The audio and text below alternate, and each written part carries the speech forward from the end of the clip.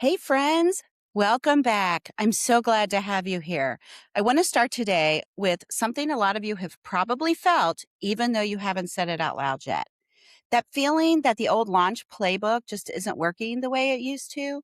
You post the way you were taught, you do the launch week, you chase the trending sound, the trending format, the thing that worked for somebody else 6 months ago, right? And you watch your book get a little flurry of attention and then poof, disappear into the algorithmic void. If that's been your experience, I need you to hear me clearly. You are not imagining it. And it's not because you're doing it wrong, it's because the game has totally changed. Let's get into it. If you haven't been here before, welcome to my channel. I'm Rebecca Pachorik, and I help indie authors build their marketing platform with less stress while still living a life and having time to write their books. As we move further into 2026, the author world has hit a real tipping point. Sustainable success doesn't just belong to the book launcher anymore, right? That person that sprints through a single high pressure week, hoping the algorithm smiles on them. It belongs to the author who architects something a little bigger now, a media brand. And I know that's probably scaring you right now, but what I want to talk about is a shift from building an author platform to building more of what I call an author ecosystem. And trust me, those are two very different things with two very different outcomes. So, the pattern that I think a lot of authors have fallen into, and you don't even realize it, is you treat your visibility like a series of one off events. A launch week here, a viral post there if you're lucky, a trend you jump on because everyone else is doing it.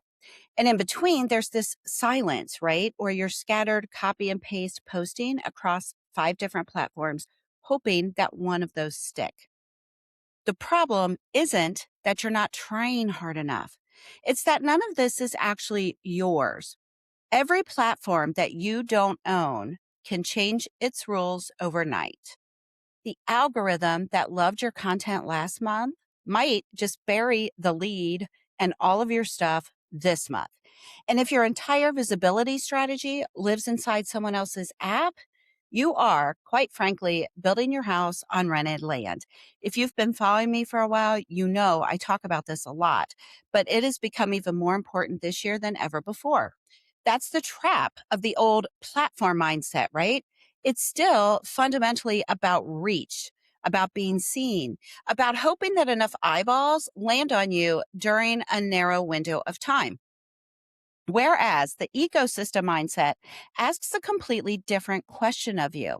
This is not how do I get seen, but what am I building that's mine, that I own, that I have control over, right? What I want you to do is think about a reframe from platform to ecosystem. I don't want ecosystem to become just another buzzword that you nod along and forget by tomorrow, right? An author ecosystem is a marketing approach that moves away from chasing social media algorithms entirely. Instead, it's built on a few core things that you actually own. Think along the lines of your direct to reader channels, your newsletter, your communities, and actually using your data. When you think of the difference this way, a platform is a stage you're renting, and an ecosystem is the land that you own, and you get to decide what grows on it. So, this is the shift from being a creator of single products, one book, one launch, one moment, to being the creator to being the curator of a self-sustaining brand, a brand that doesn't collapse the moment that a platform changes its algorithm because it was never dependent on that platform in the first place. Okay, so what does this actually look like in practice? Let's walk quickly through the 5 pillars. I try to keep these episodes short, but I think this is really important, so hang with me here. Pillar 1 is the direct to reader revenue standard. In 2026, direct sales aren't an experiment anymore. They're the primary revenue engine for the most successful independent authors. So this means you're going to lean into your author controlled storefronts, the tools that let you sell directly to readers rather than entirely on third party retailers. That matters beyond just better margins because it means that you own your reader data. You're controlling the pricing narrative, and you're not at the mercy of someone else's algorithm or cut. And the real opportunity here isn't just selling the same book that everyone else sells. It's selling the bundle. This is where you can create extra value that a standard file can't replicate on its own, right?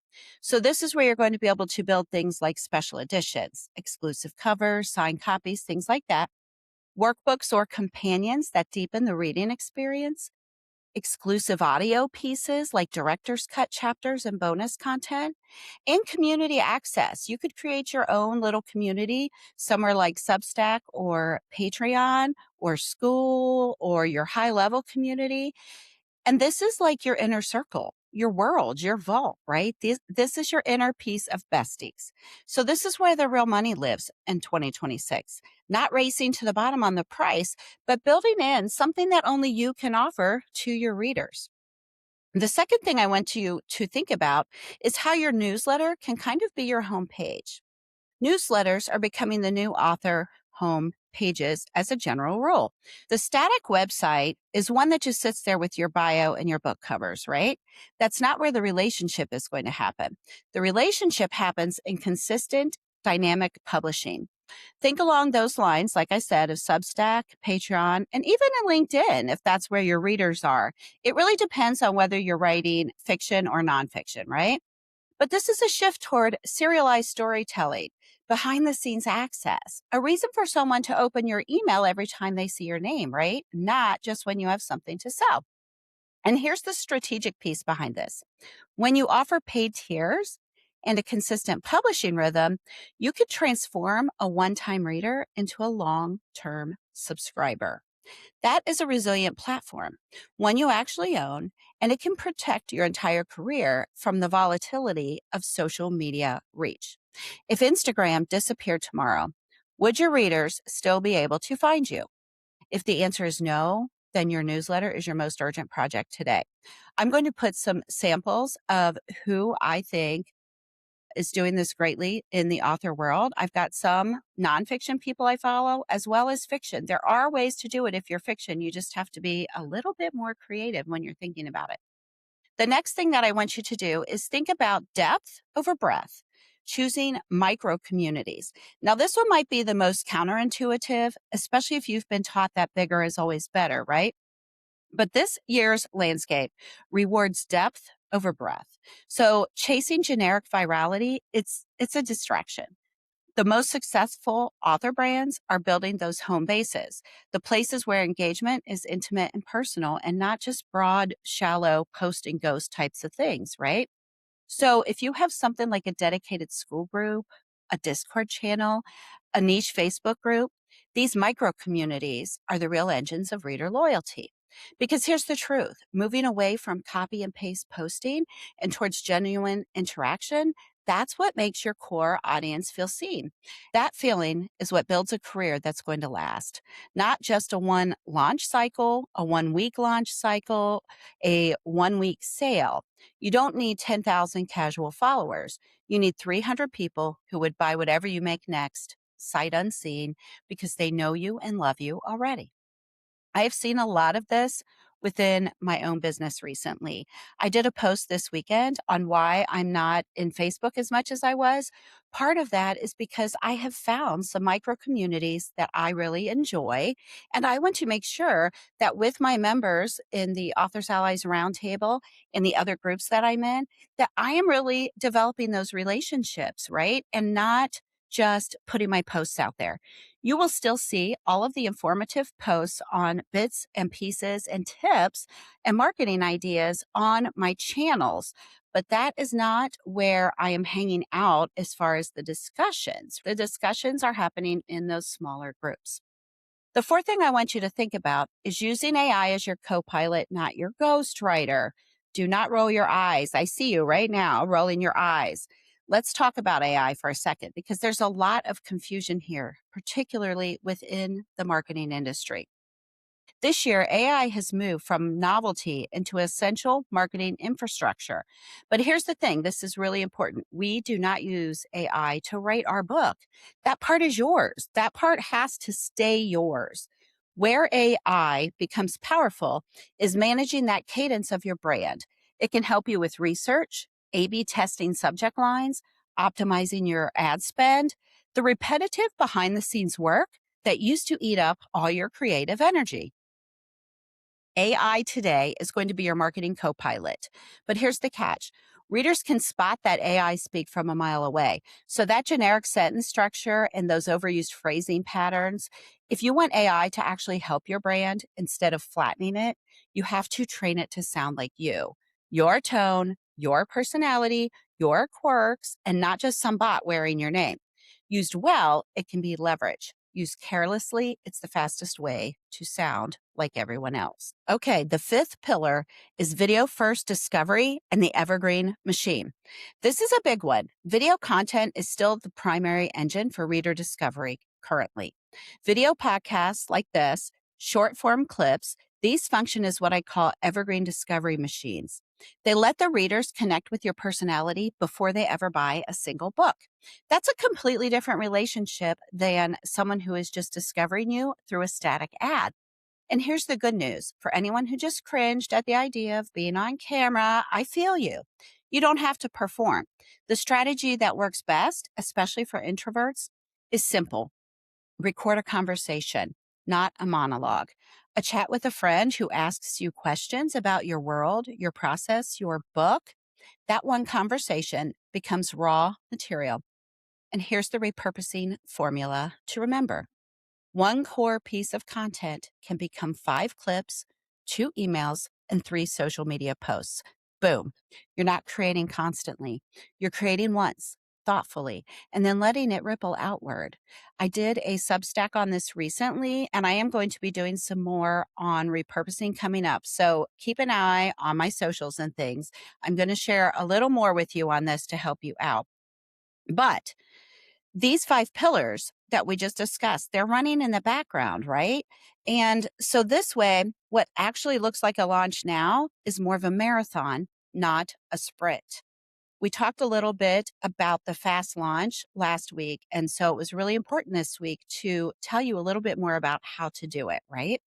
So in 2026, the way of launching means layering those multiple platforms of momentum on top of each other. Online events, podcast guesting, targeted in person bookstore appearances. Create that hybrid effect that builds gradually instead of spiking and crashing. And truly, it makes your life way easier than that extreme week of stress. So, for a quick what's out and what's in, 1 week blitzes are out. Your only strategy, copy and pasting the same post across every platform and praying for virality? No. What's in is direct sales, promo stacking, short form video, podcast swaps, serialized content, and evergreen funnels. If you want one simple framework to hold all this together, think of it as a 3-tier funnel. The discovery is your short form video or podcast. The middle of the funnel is building this relationship, that consistent newsletter, that consistent posting, your podcast, whatever you decide to do, right? And the top is the conversation, those direct offers, the book bundles, memberships that maximize the lifetime value of every reader that shows up for you. Discovery, relationship, conversion. That is the whole engine. So here's what I want to leave you with today. The market in 2026 does not reward the authors who only hunt for that fleeting attention. It rewards the ones who are building long-term assets, mailing lists, communities, direct sale platforms, the things that are actually theirs. When you shift your mindset from I'm launching a product to I'm building an ecosystem, you create something that survives every algorithm change, every platform shakeup, and every trend cycle that comes and goes. You can stop being a book launcher and you can start being the architect of something that lasts. So here is the question that I'm going to leave you with today. What is the first step you will take to begin building your author ecosystem? You don't need to overhaul everything at once. Pick one direct to reader offer to test. Strengthen your newsletter with one clear, irresistible freebie. Or take an old piece of content and run it through that repurposing formula. 5 clips, 2 emails, 3 social posts. One step. That's how the ecosystem gets built. Thank you so much for spending this time with me today. If this reframes something for you, send it to a fellow author who's still stuck in the old playbook. And if you want to do this together with us in the Authors Allies Roundtable, you can find that link in the notes, but we do have a free school group that helps you get started. And then we have paid purchases, upsells, and even a membership that includes weekly coaching calls. We will see you next time. And until then, keep your brew handy and keep your pen going. I want to see what you've written this year. Have a great day, friends. That's all for this episode of Authors Allies.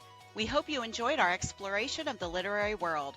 Be sure to stay tuned for our next episode where we'll have more fascinating interviews, book reviews, and marketing tips. Don't forget to subscribe to our podcast on your favorite platform. Leave us a review and share us with a friend. To get your free copy of our ebook, 10 Steps to Your Ultimate Book Marketing Plan, be sure to head over to our show notes. Until next time, happy reading and writing.